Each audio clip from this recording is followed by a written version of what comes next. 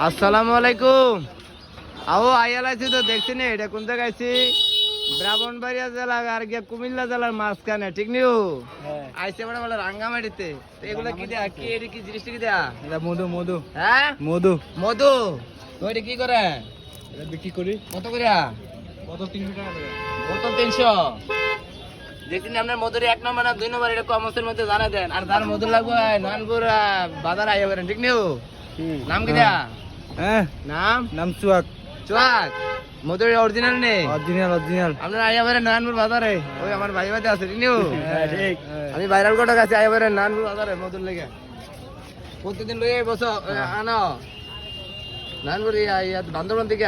হ্যাঁ হ্যাঁ। তো গাড়ি ভাড়া পাও কই? গাড়ি ভাড়া দেয় কাটা?